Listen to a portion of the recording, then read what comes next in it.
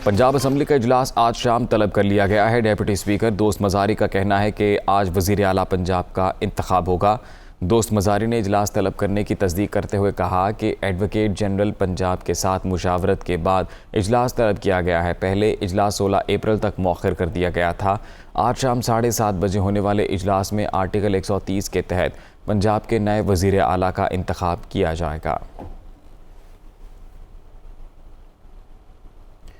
Opposition leader Hamza Shahbaz ने कहा है कि पंजाब असम्बली इजलास की मुअत्तली ताख़ीरी हरबा है। ये हमारे 40 मेंबरान मुअत्तल करके अपने नंबर पूरे करने चाहते हैं। इमरान नियाज़ी खुदकुश बमबार बनकर आइन और सिस्टम तबाह करना चाहता है। मौजूदा सूरत हाल पर अवाम हैजानी कैफियत का शिकार, मुल्क दोराहे पर खड़ा है। प्रेस कॉन्फ्रेंस में उन्होंने पंजाब असम्बली में तोड़ फोड़ की इंक्वायरी कराने का मुतालबा कर दिया। इमरान नियाज़ी खुदकुश बमबार बन के आईने पाकिस्तान पर गिरना चाहता है, सिस्टम को तबाह करना चाहता है और हर वो इक़दाम करना चाहता है जिससे आईने पाकिस्तान की रूह पामाल हो। स्केड्यूल अनाउंस हुआ, उसका यक नुकाती एजेंडा था और वो क्या था?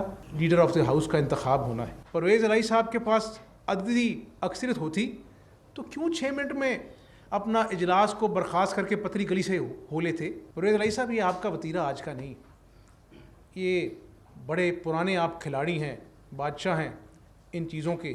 आप क्या अपना जो है लोगों को मैसेज देना चाहते और ये हमला आवर होना चाहते थे, होटल के अंदर घुसना चाहते थे, तो सुप्रीम कोर्ट को इन सब चीज़ों का नोटिस लेना चाहिए। अगर नोटिस आज ना लिया तो ये लोगों के घरों में घुसेंगे और ये कहता है ना कि मेरी बंदूक के निशाने पर फना है, ये खुदा न खासा लोगों पर गोलियां बरसाएगा। ये इमरान नियाज़ी जो है, इसका हाथ पकड़ना होगा, इसका रास्ता रोकना होगा, इसको मिसाल बनाना होगा, इसका मुहासबा करना होगा, इसका एहतसाब करना होगा, वरना फिर पछतावा रह जाएगा। सब इदारों को, अदालत को, सियासी जमातों को बड़े मुदब्बराना तरीके से अपना रोल अदा करना पड़ेगा, वरना तारीख़ और अवाम माफ़ नहीं करेंगे। मरीम नवाज़ ने धमकिया मेज़ मुबैना ख़त महज ड्रामा करार दे दिया। कहती हैं ड्राफ्टिंग वज़ारत ख़ारजा में की गई। इमरान खान खाली कागज़ लेकर लहराते रहे। कौमी सलामती कमेटी को सियासी मकासद के लिए इस्तेमाल किया गया। सच्चाई कौम के सामने आनी चाहिए। सिक्योरिटी इदारे भी सामने आकर वजाहत करें। खिड़की का शीशा नहीं, आइन टूटा है। इमरान खान ने गिरफ्तारी से बचने के लिए ये सब किया। आइन शिकनी का फैसला हो जाए, फिर इलेक्शन में जाएंगे और PTI को हराएंगे। आज ये सवाल करना चाहती हूँ कि वो ख़त जिसको आपने छुपा कर, तय लगा कर, पता नहीं कौन सी दराज में रखा हुआ है, उस ख़त के सारे कंटेंट्स तो आप बता चुके हैं। आपने ये भी बता दिया कि पूरी ऑपोजिशन, बल्कि 197 अरकान जो हैं और ऑपोजिशन की तमाम पार्टीज़ जो हैं वो साजिश में शामिल हैं। और आपने ये भी बता दिया कि कहाँ बैठ के साजिश तैयार हुई। सब कुछ आपने बता दिया, तो वो आपने ख़त क्यों नहीं दिखाया? जो आप जेब में लेके फिर रहे थे और आपने जलसे में दिखाया था, वो एक खाली कागज़ था। अगर इतना ही वो ख़त था और कोई साजिश थी तो आपको सुप्रीम कोर्ट के सामने वो ख़त को रखना चाहिए था। मिनिस्ट्री ऑफ फॉरेन अफेयर्स में बैठ के उस ख़त को ड्राफ्ट किया गया। कहाँ हैं वो एम्बेसडर साहब? आज मैं सवाल करना चाहती हूँ। तो ये ख़त ना था ना है, ये एक ड्रामा था जिसका पोल अब खुल भी रहा है और बहुत जल्दी खुलने भी वाला है। आपने नेशनल सिक्योरिटी कमेटी को इस्तेमाल किया अपनी सियासी मकासद के लिए, जब उसके एलामिये में कहीं ये जिक्र ही नहीं है कि कोई साजिश हुई है। सिक्योरिटी इस्टेब्लिशमेंट है, मैं उनको ये कहना चाहती हूँ कि आप आइए और इस बात में आप कौम को वजाहत दें। असेंबली तोड़ने की तरफ ये सिर्फ इसलिए गए चंद दिन इक़्तिदार से चिपके रहने पर, गिरफ्तारी से बचने के लिए। तो कब तक बकरे की माँ कब तक खैर मनाएगी? आइन में गद्दारी की सज़ा आर्टिकल 6 है। ये बच्चों के खेलते खेलते कोई खिड़की का शीशा टूट गया जिसको दोबारा फिक्स कर देंगे, यहाँ पर पाकिस्तान का आइन टूटा है। इमरान खान को आइन तोड़ने की सज़ा नहीं दी गई तो कल को कोई भी आइन को रोनता हुआ पाँव के नीचे निकल जाएगा और उसको पूछने वाला कोई नहीं होगा। ना असद कैसर, वो भी मुजरिम है, ना डेप्यूटी स्पीकर सूरी साहब, वो भी मुजरिम है, लेकिन सबसे बड़ा मुजरिम इमरान खान है जिसने वो पर्ची सूरी को लिख कर दी थी, जिसके ज़रिए उसने आईने पाकिस्तान पर हमला किया। अगले इलेक्शन में आप बतौर गद्दार आइन तोड़ने वाले का चेहरा लेकर जाएंगे और मुस्लिम लीग नून और अपोजिशन आपको बख्शेगी नहीं। पहले पाकिस्तान के आइन का फैसला होगा, पाकिस्तान के आइन तोड़ने वाले का फैसला होगा, फिर हम इलेक्शन में जाएंगे और ज़रूर जाएंगे इंशाअल्लाह ताला। और इलेक्शन में इमरान खान जैसे गद्दार को इंशाअल्लाह ताला तारीखी शिकस्त देंगे। बिलावल भुट्टो ने कहा है कि जब इस्तीफ़ा मांगते थे हमारा मजाक उड़ाया जाता था, अदम एतमाद का चैलेंज भी दिया गया। मैच का वक्त आया तो बुज़दिल कप्तान पिच छोड़कर भाग गया, भागते भागते आइन भी तोड़ दिया। मामला वापस पार्लियामेंट में ना गया तो अगले इलेक्शन भी मुतनाज़ हो जाएंगे। गैर मुल्की साजिश का हिस्सा थे तो हमें गिरफ्तार होना चाहिए था, इदारों की वजाहत आनी चाहिए। वो प्रेस कॉन्फ्रेंस कर रहे थे। हमारा मजाक उड़ाया जाता था। वो कहते थे कि जेब में क्यों है आपका अदम एतमाद, लेकर आए हैं, ये तो तोहफा है, हम आपको शिकस्त देंगे। मुकाबला करने का हिम्मत नहीं था कप्तान में, वो पिच छोड़ के भाग गया, विकेट्स उठा के भाग गया। इतना बुज़दिलाना शिकस्त पाकिस्तान की तारीख में मैंने नहीं देखा। पीपल्स पार्टी मुल्क भर में इफ्तारियां रखेंगे, इस बात की खुशी मनाएंगे कि एक जमहूरी जदोजहद के नतीजे में हमने इस सिलेक्टेड को गिरा दिया है। पंजाब से भी भागने का कोशिश कर रहे हैं। भागते भागते हमारा आइन तोड़ बैठता है। इस केस का एक आईनी जमहूरी फैसला आ जाएगा। जमहूरी तरीके से अगर ये चला जाता है तो वो जमहूरियत के लिए बेहतर होगा, अगर नहीं तो फिर आगे जो भी इलेक्शंस होंगे वो बहुत ही मुतनाज़ा होंगे। बहुत ही वायलेंट इलेक्शन देख रहा हूँ अगर ये सारे जो चीज़ें हैं हम इसको सही तरीके से नहीं निपटाते हैं। इमरान के जो झूठा फॉरेन साजिश का इल्ज़ाम है, अपनी कुर्सी को बचाने के लिए हमारा नेशनल सिक्योरिटी फोरम्स को इस मुतनाज़ा बनाया। हम गद्दार नहीं खेलते। उस मीटिंग का क्लैरिफिकेशन सामने आना बहुत ही ज़रूरी है। अगर वाकई हम किसी फॉरेन कंस्पिरेसी का हिस्सा है तो मैं आपके सामने नहीं होना चाहिए, मुझे तो इनको गिरफ्तार करना चाहिए था, ट्रायल शुरू करना चाहिए। इमरान खान ने लाहौर में खिताब करते हुए पार्टी कारकुनों को इलेक्शन की तैयारी की हिदायत कर दी। उनका कहना था माजी में गलतियां हुई जिसका नुकसान हुआ, आइंदा बड़ा सोच समझ कर टिकट देंगे। जो बैरूनी साजिश का हिस्सा बने अवाम उनको सबक सिखाएंगे। कौम पुरअमन एहतजाज से इस साजिश को नाकाम बनाएं। हमारे से माजी में गलतियां हुई और उसकी हमें बहुत बड़ी सजा उठानी पड़ी। हमने अपनी गलतियों से सीख के जो सबसे पहला हमारा फैसला है कि हमने टिकट्स देने हैं बड़े सोच समझ के। बाहर से हुकूमत गिराने की साजिश हुई, यहाँ हमारे गद्दार उनके साथ मिल गए। इंशाअल्लाह इस इलेक्शन में जाके हम एक सबक सिखाएंगे सब उन लोगों को जो इस बैरूनी साजिश का हिस्सा थे और जिन्होंने पाकिस्तान की जमहूरियत को, गवर्नमेंट को, उसको इन्होंने गिराने की जो कोशिश की है। इंशाअल्लाह पाकिस्तान की अवाम आने वाले इलेक्शन में इनको वो सबक सिखाएगी कि सिर्फ ये इलेक्शन हारेंगे नहीं, इनकी सियासत की कब्र बनेगी, हमेशा के लिए खत्म होगी। ये जो तमाशा हो रहा है आप सबके सामने, ये जो लोग आते हैं पीटीआई की वोट के ऊपर और कई रिजर्व सीट्स पे आए हैं और वो फिर अपने ज़मीर का सौदा करते हैं। मैं तो जो अदालत में हम इंशाल्लाह लेके जा रहे हैं, इनको लाइफ टाइम बैन ही नहीं सिर्फ होना चाहिए, इनको जेलों में डालना चाहिए। मैं अपनी सारी वर्कर्स को कह रहा हूं कि आपने हर रोज मुजाहरा करना है। अपोजिशन लीडर शहबाज शरीफ का कहना है कि कौमी सलामती कमेटी के नाम पर भी झूठ बोला गया। अरकान पार्लियामेंट ने गद्दारी की तो आर्मी चीफ और DG ISI सबूत सामने लाएं। नेशनल सिक्योरिटी मीटिंग के मिनट्स भी सामने लाए जाएं। सदर और वज़ीर आज़म ने असम्बली तहलील करके आइन तोड़ा। मामला हल ना हुआ तो मुल्क बनाना रिपब्लिक बन जाएगा। वो इस्लामाबाद में मीडिया से गुफ्तगू कर रहे थे।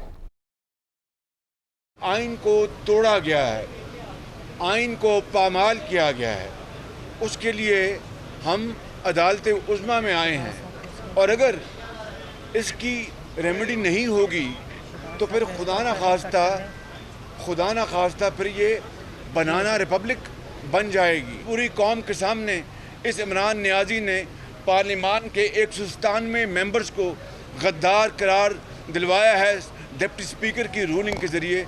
तो मैं आज मुतालबा करूँगा जनरल बाजवा से जो चीफ ऑफ आर्मी स्टाफ हैं, मैं आज मुतालबा करूँगा DG ISI से जो नेशनल सिक्योरिटी काउंसिल के मेंबर हैं कि अगर खुदा ना खास्ता हमने गद्दारी की है तो फिर ये सबूत कौम के सामने ले आएँ। हम में से किसी ने अगर कोई जुर्म नहीं किया, कोई खुदा ना खास्ता किसी खारजी ताकत को दावत नहीं दी, कहीं खुदा ना खास्ता कोई खारजी वसाइल इस्तेमाल नहीं किए तो फिर दूध का दूध और पानी का पानी होना चाहिए। क्या नेशनल सिक्योरिटी काउंसिल में जो मिनट्स पास हुए जिसमें बाहर की बैन अवी साजिश और ऑपोजिशन का कोई रोल है, तो फिर खुदारा इस बात को सामने लेके आएँ, क्या वो मिनट्स उन्होंने साइन किए गए, क्या वो मिनट्स उन्होंने देखे, वेट किए, और इस्टेब्लिशमेंट ने या जिस महकमे ने भी वो मिनट्स बनाए हैं क्या उनकी अप्रूवल थी। इस वक्त तो खुद अलवी साहब जो हैं और इमरान खान न्याजी वो आइन शिकनी के मुर्तकब हैं।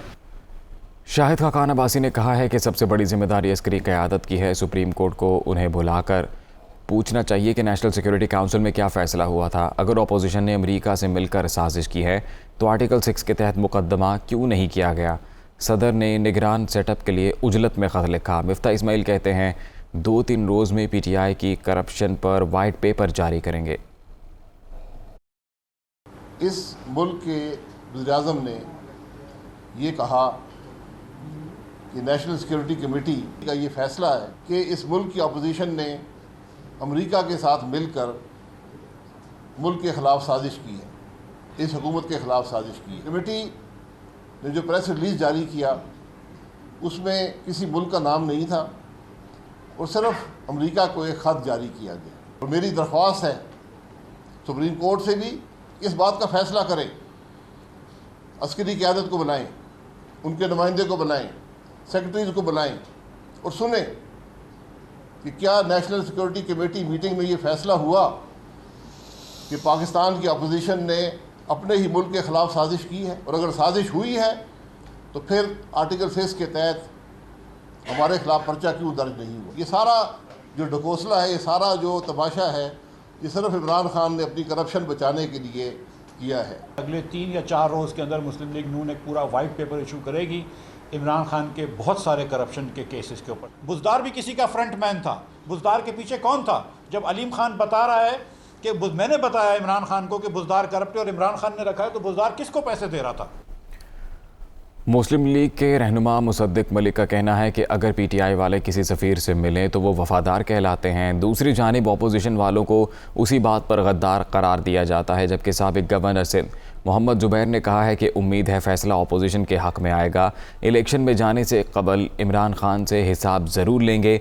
मुस्लिम लीगी रहनुमा सुप्रीम कोर्ट के बाहर मीडिया से गुफ्तगू कर रहे थे।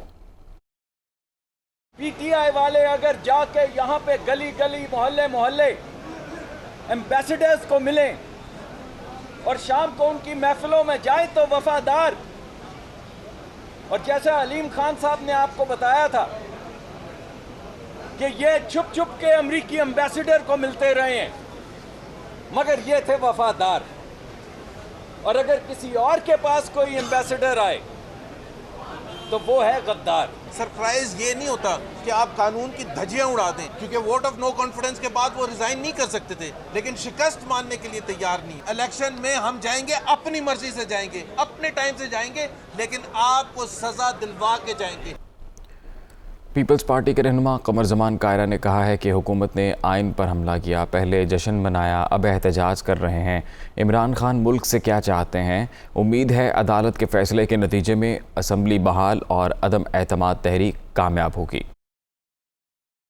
आइन की धज्जियां बिखेरी गई हैं और उसके ऊपर जश्न मनाए जा रहे हैं। अगर ये रवैया जारी रहा तो फिर इस रियासत का अल्लाह हाफिज होगा। स्पीकर की रूलिंग सिर्फ असेंबली तक और स्पीकर की ज़ात तक नहीं है। वकला ने बड़ी वजाहत के साथ चीज़ें बयान कर दी हैं और रोज़े रोशन की तरह चीज़ें खोल दी हैं, और गवर्नमेंट बड़ी जल्दबाजी में है। वो चाहते हैं कि मामले को तूल दे के तो वो केस को लटकाना चाहते हैं।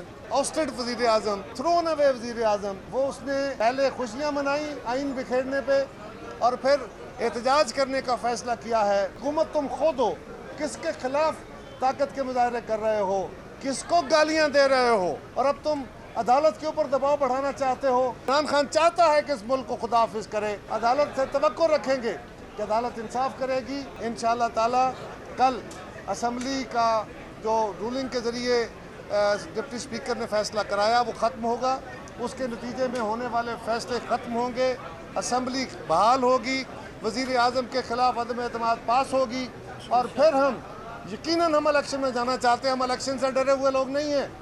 हम हमेशा आवाम की आरा पे खड़े होते हैं। शहबाज गिल ने कहा है कि धमकी आमेज खत दिखाने के लिए अपोजिशन को दावत दी, लेकिन वो नहीं आए। अमेरिका ने जो काम जिम्मे लगाया था उन्होंने पूरा कर दिया। मामले पर रूस का पैगाम भी आ गया है। वो लाहौर में गुफ्तगू कर रहे थे। आपको अगर उस जो कम्युनिके था, मरासला था, उसके बारे में अगर आपको जानना था तो हमने बुलाया था आपको कमेटी में, आपने इनकार कर दिया। आज आप कभी वो दरवाज़ा खटखटा रहे हैं, कभी ये बूट पॉलिश कर रहे हैं, कभी वो बूट पॉलिश कर रहे हैं। चेरी ब्लॉसम आपने पहले तो हाथ पे पकड़ी था, मुंह पे लगा ली है। आपके सामने आज रूस का बयान भी आ गया है। आलमी बरादरी के जो मेजर बड़े मुल्क जो पाकिस्तान के साथ खड़े हैं, तुर्की हो, चाइना हो, रूस हो, उनके बयानात बड़े वाज़े तरीके से आ गए हैं। और जो पाकिस्तान को धमकी लगाई गई या लगाने की कोशिश की गई, उसके ऊपर बड़े वाज़े तरीके से पूरी दुनिया से आवाज़ उठ रही है। पीटीआई रहनुमा फैसल जावेद ने कहा है कि अलीम खान ने बेबुनियाद इल्ज़ामात लगाए, उस वक्त वो क्यों खामोश रहे जब वो पीटीआई का हिस्सा थे। उन्होंने कहा कि अपोजिशन रहनुमा बैरूनी साजिश का हिस्सा बने। वो इस्लामाबाद में मीडिया से गुफ्तगू कर रहे थे। वो लोग जिन्होंने अदालतों पर, अपने इदारों पर हमेशा हमले किए हैं और आज वो अपने मुल्क पे हमला आवर हुए हैं, अपने मुल्क के लोगों पे हमला आवर हुए हैं, अपने मुल्क के आइन पे हमला आवर हुए हैं। जिस तरीके से ये साजिश की गई, जो अदम एतमाद की थी, जिस तरीके से इसको लाने की पूरी प्लानिंग की गई, 3 एजेंट्स इसमें इन्वॉल्व हुए।